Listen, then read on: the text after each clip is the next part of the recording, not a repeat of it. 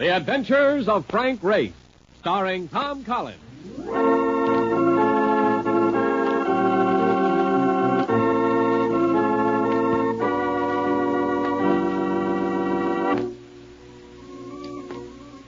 The war changed many things, the face of the earth and the people on it.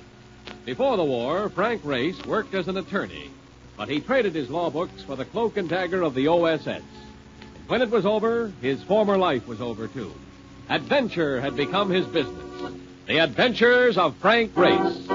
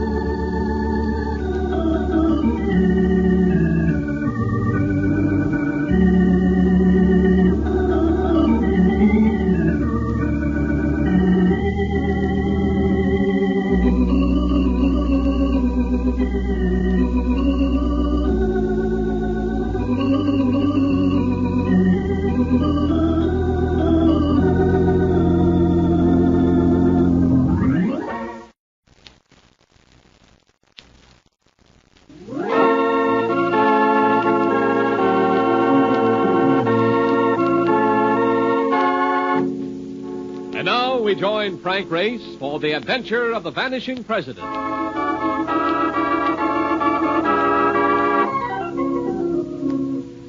was the first of the seventh at Polo Grounds. Dodgers at bat, score tied. Time for anyone to sit forward with anticipation. And I was doing just that when there came a sound that startled even the Brooklyn bench. Hey, Ray! There was no mistaking the voice. It belonged to Mark Donovan. I watched him work toward me through the crowd, using a combat technique that reminded you of the way he drove a taxi. Wait, you gotta crawl. Intercontinental Underwriters. No, let it wait. I want to see the end of this game. No, can't wait. A guy named Jules said they had to see us right away. Some kind of a crisis. Jim Drew, chief claim adjuster for Intercontinental Underwriters. A man with the instincts of a ferret and a gaze you could use for sandpaper. He looked relieved when he saw me. I was beginning to think you weren't going to make it. I almost didn't. I was watching a good ball game. You've tackled a lot of foreign service, Race. How about another assignment? Oh, just in the middle of a hot series. All right. What's boiling? We've got another of those mysteries.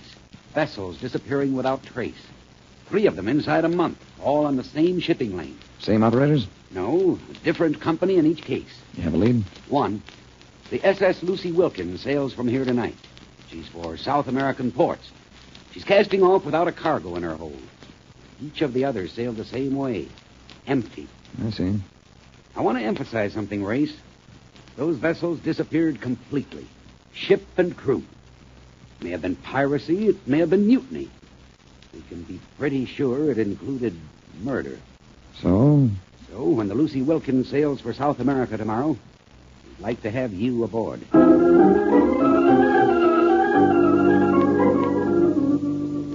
Lucy Wilkins displaced about 4,500 tons.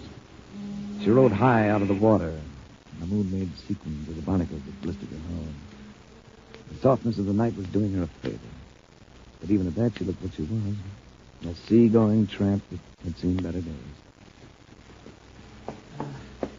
How soon do we get rolling? And from the looks of this scow, I would say rolling is the right word. The tickets say the 14th. They don't mention the hour.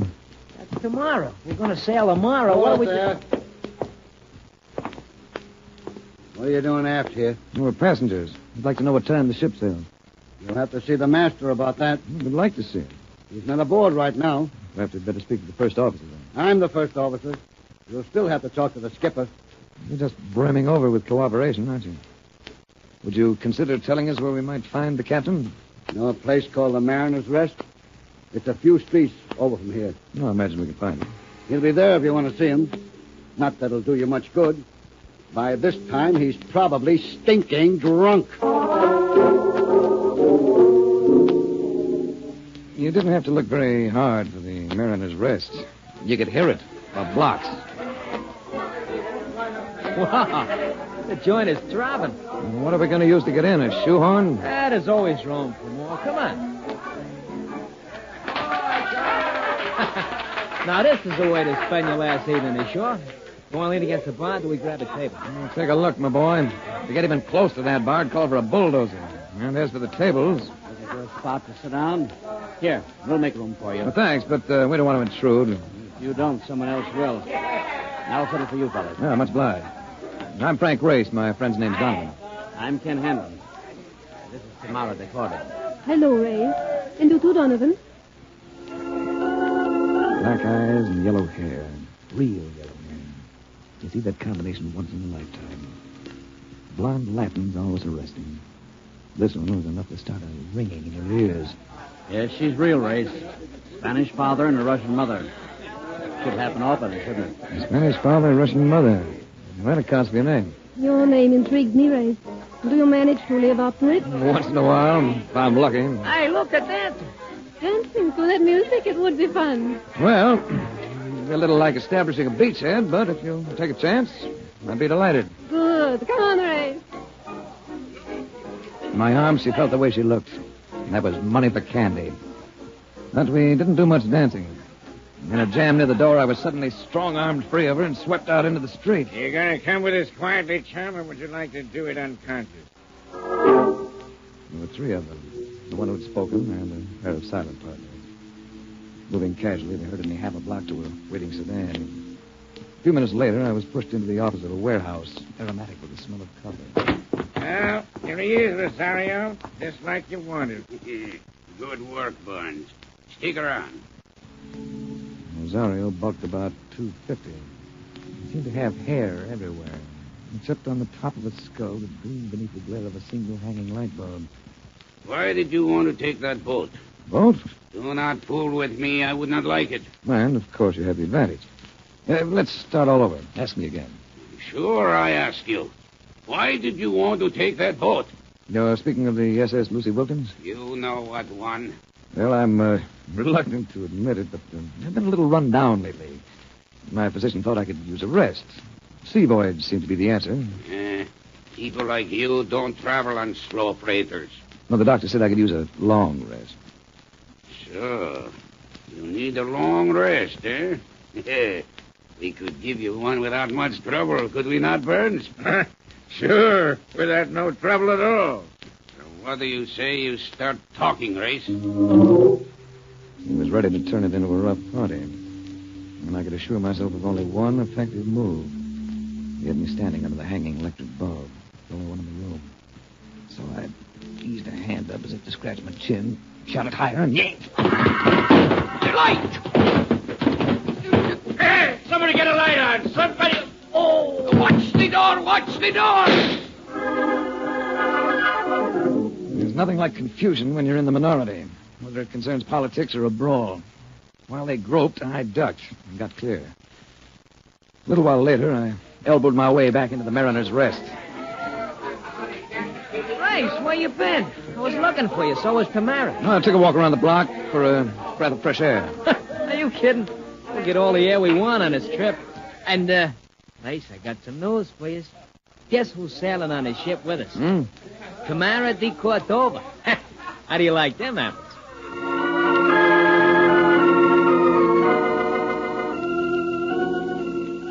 The SS Lucy Wilkins still rode high out of the water next morning.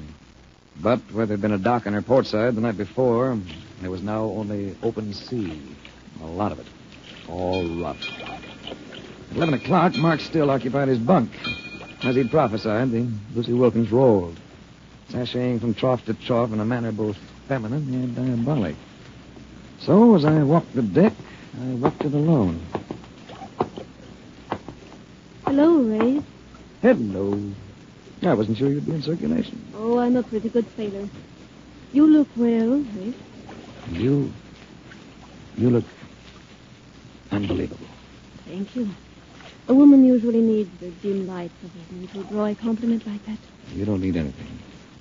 This breeze in your hair and that look in your eyes. Hold it a second. Right out in broad daylight, too. Y'all go away, Hanlon. Go away. Oh, no, Race. Let him stay. After all, we're going to have a long voyage together.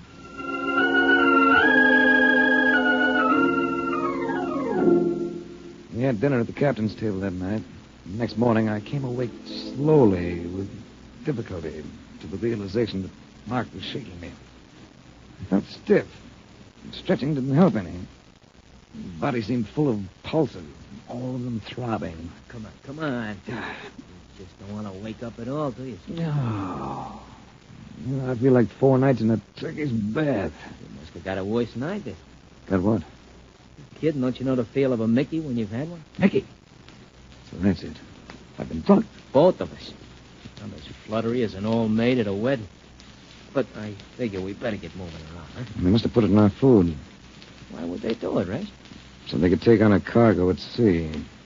A cargo they didn't want us to know about. Oh? Well, we need a little exercise to snap us out of this fog. Why don't we get down to the hold and make a little inspection?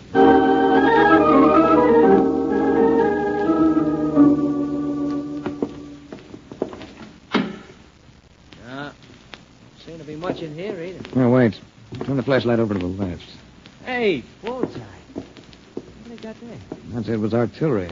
Very efficient-looking 75s. I thought them things was only good for junk. Against a modern army, yes. But against ordinary citizens, they'd be lethally effective. Oh, what do you know? They picked up about a dozen of them. Hey, no wonder they drugged us. Come on. We've seen enough. You know something, Rice? Kind of looks like somebody wants to start a war somewhere. Yes. We're traveling with the heavy equipment for it. Right to the end of the line. Yes, we were carrying a cargo of evil. Just 4 days later, shortly after nightfall, the Lucy Wilkins drew into her first South American port of call. Mark and I were sweating it out when... Oh, I'll get it. May I come in, Ray? Of course. I must speak quickly and to the point. Why did you take passage on this vessel? I've been wondering when someone would ask me that. Oh, I'm not just being curious. Something has come up, something of critical importance. I represent a maritime insurance company. Ships have been disappearing along this sea lane. I'm here to find out why. You must leave this vessel at once. Otherwise you will be murdered. That's a dashing thought. Oh, I'm entirely in earnest, Ray. The ship is carrying arms for the start of a revolution in my country. And they can't afford to try landing them with us still alive. Ken Hannon overheard them making a plan. A machine gun has been set up on the bridge. They intend to murder most of the crew as well. Mara, we've got to make it fast. We're only 4 miles offshore. Oh, Ken, tell Ray how serious it is. I think I already know. How do we leave the ship? It's a black night. We'll lower a boat. Well, you'll never get away with it. Not unless someone creates a diversion. I can make enough noise to satisfy that requirement. No, Mark, I've got a better idea. I'll go forward and let the crew in on the picture. That ought to stir up plenty of diversion. You'll be taking a big risk, Race. That machine gun is trained right on the forecastle bulkhead. I couldn't leave this ship knowing those men were to be murdered. You 3 go to the boat. And as soon as the scramble starts, lower it. Topside, I slowly and carefully worked my way forward, thankful for a cloud formation that switched off the moon. Everything was quiet. Too quiet. I had just reached a point beyond the bridge when... What's up, mate? Who are you? Hawkins. Able seaman. Either bloody whispery. All right, Hawkins. Listen. You've got to get murdered tonight if you don't leave this ship. You and the rest of the crew. Blimey. I'm not just talking. The ship's going to land arms tonight. Contraband. And dead men tell no tales. You don't have to say no more, mate. We know about the guns. Blimey, they've turned the light on us. Yeah.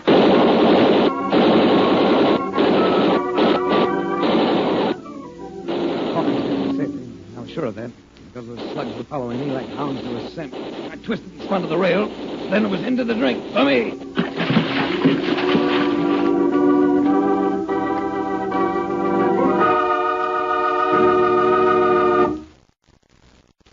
We'll return to the adventures of Frank Race in just about 1 minute.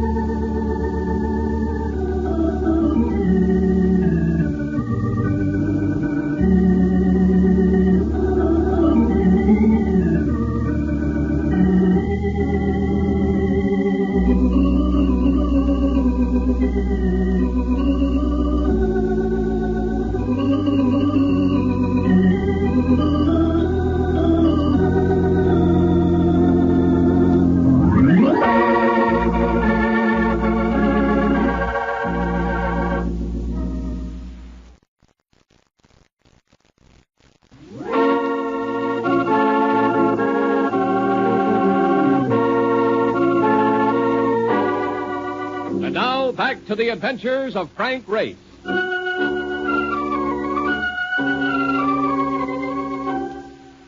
I came ashore dripping wet and without shoes. And then I attracted a little attention. The city was bright with lights, but few people walked its streets. I turned into the first hotel I came to, confronting a clerk who stared at me with what seemed to be genuine concern.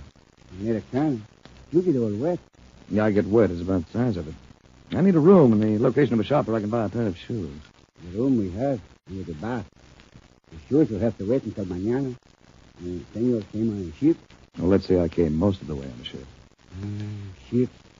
They bring trouble to my country. I remember being here once before, several years ago. At that time, the city always seemed gay, far into the night. Now there is no gaiety. The reason?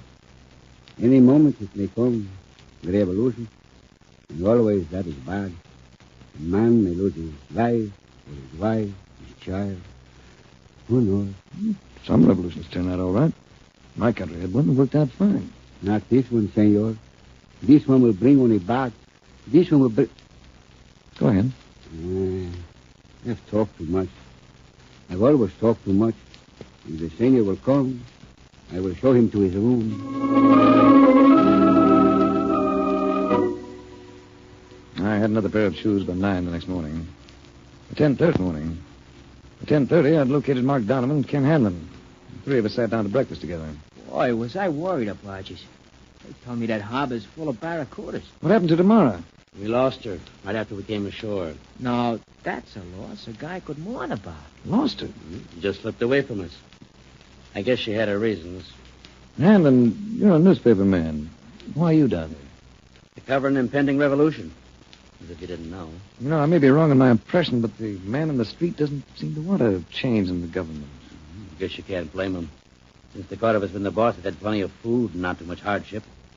They're happy with things the way they are. Wait a minute. Did you say T. Cordova? El Presidente.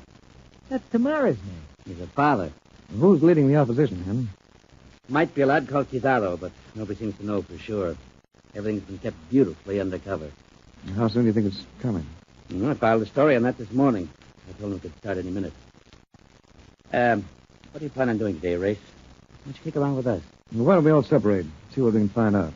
We can meet for dinner.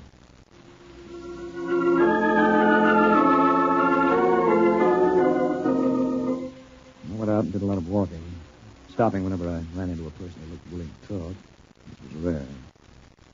I found myself regarded with about as much confidence as a drunk in a wine cellar. Fear stalked the streets of the city. And suspicion moved beside it. I went back to the hotel late in the afternoon and found a little surprise party. Come in, Ray. Tamara. Close the door behind him, Burns. Don't worry.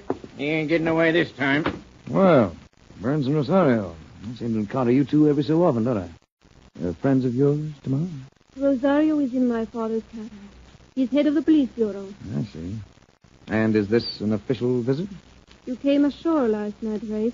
Why didn't you make a report to the police about the Lucy Wilkins being in the harbor? While I was swimming, I saw him swing her about and put out to sea. Well, you must have seen it yourself. Could it be that you did not want our government to know the ship was here? Probably should have notified someone.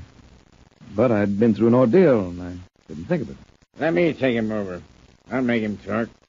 You content with your existence, Burns? I like it all right. Why? And stay out of my affairs. Why, you... Oh! When you get up, you might try again. You forget it, Burns. He's too good for you. What's the story on all this? I seem to be under suspicion for something. In New York, I asked you why you were sailing on the Lucy Wilkins. You never got around to telling me. Tomorrow knows why. I told her while we were aboard ship. You never showed me your credentials, Ray. Here. Take a look at them. If I have been wrong... No, you're upset. You got a right to be jumpy. Well, these seem to be in order. Why did you not show them to me in New York? I didn't care for your methods of interrogation. Oh, Race, you must forgive us. This revolt is not of the people. And the hour it begins will see the end of a democracy in this country. Can't you stop it? Can't you fight it? Oh, we are not a rich race. We don't have the money to buy arms, such as have been shipped here by the others. Well, then why is it worth so much to them to effect a coup? The tribunals of the World War didn't find all its criminals, Race. There are many of them still at large. Men who would like to begin over again by getting control of states such as ours. We know they're ready to move at any moment. The president was seized by them this morning. Your father? Yes, my father. All our chances lay with him. Without him to rally the people... Well, if they're holding your father, why don't you rally the people? We need someone to lead them, that's plain. You mean... Address them by radio. Tell them to resist in your father's name. Tell them it's only a few who try to take over. Tell them that if they stand firm, it can't happen. All right, Rafe. I'll do it.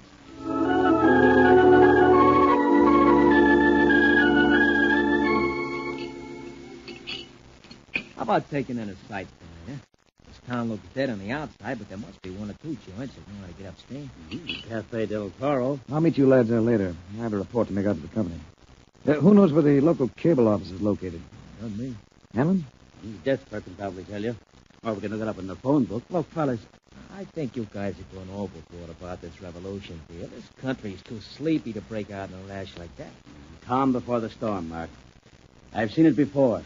When those things start, they're pretty vicious.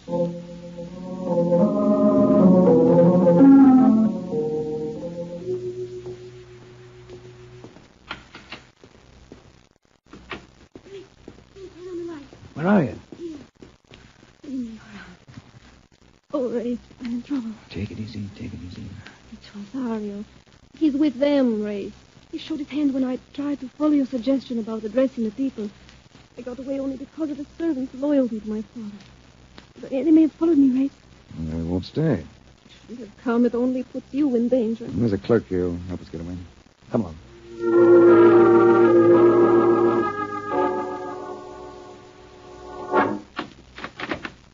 Here we are, senor. We go almost to the end of the alley. And there, you will see a door that goes down into a cellar. And from the cellar, you can go upstairs to the Cafe del Toro. And there will be people there. And you will find safety in the crowd. Oh, gracias, amigo. Go with God, senorita. And you too, senor.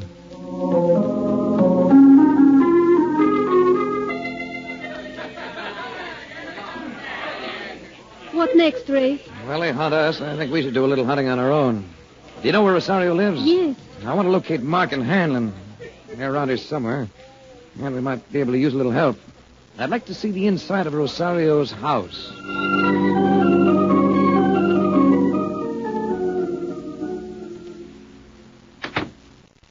So this is the house of the chief of police, huh?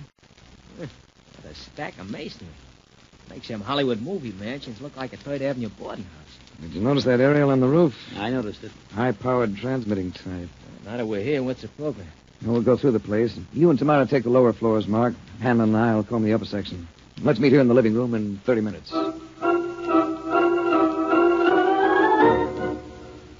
Hanlon and I located the radio transmitter in a small room on the second floor, just off the stairway. And when we got back downstairs, Mark and Tamara were waiting with a white-haired, distinguished-looking man of about 60. I was introduced to the president of the country. They got jail cells in this layout, and that's what he had the press behind bars. That ain't one for the books. What about guards? There was two of them. But you know me in the gloom race, I laid them out like linoleum. Then I trussed them up. Do I rate your approval? You do. Rafe, my father insists that in that drawer, in the desk, there is some kind of plan for the revolt.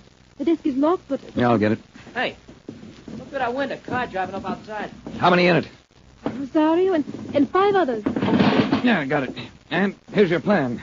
Let's see, it shows the places where the arms are hidden. And here comes trouble race right now. Oh, here you are. Get your hands up. Oh, no time for you, Rosario. Oh! Or for you, Burns. Mark, where's Hanlon? I know. Come on. Watch out, there's more of them. Both down, you and that OSS shoot. Just winged him. Let's get up the stairs. All right, he goes with Hanlon. He's at that transmitter. Only needs his signal to touch off the revolt. Hanlon, the newspaper guy? There's Hanlon. Now, here's the door. Lock. Stand back, Mark. I'm going to blast it. Get away from that cable, Hanlon. I'm going to send the signal if it's the last thing I do. Throw that gun, Ray. Throw it. Hit. Bullseye. Nice pitch, Ray. Yeah, pick up my gun, will you, Mark? Yeah. Well, that takes care of Hanlon. Rafe, are you all right? Yeah, I'm all right. There's your kingpin on the floor, Tamara. He's just about to signal the start of hostilities. And if your father works quickly with that plan, he can round up those arms in a hurry. I can't believe it. How'd you know he'd be up here, Ray? He claimed to be a newspaper man, a correspondent. He mentioned filing stories to American newspapers. But earlier tonight, when I asked for the location of the cable office, he didn't know where it was. Oh, what do you know? You stopped them just in time. Oh, Race, you saved everything. I'll never be able to thank you enough. Oh, yes, you will, baby. Yeah, but we can talk about that later.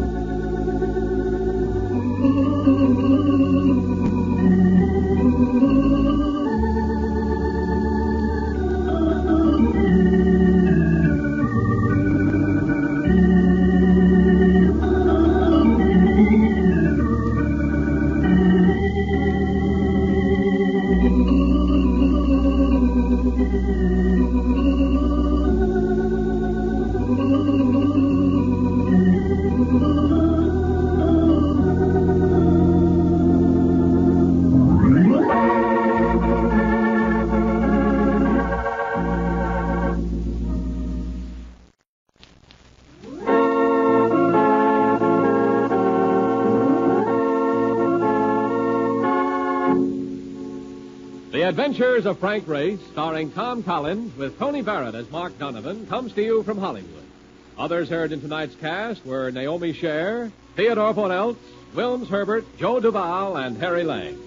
This series is written and directed by Buckley Angel and Joel Murcott. The music is composed and played by Ivan Ditmars. Be sure to be with us again this same time next week for another dramatic chapter in The Adventures of Frank Race. Art Gilmore speaking. This is a Bruce Eells production.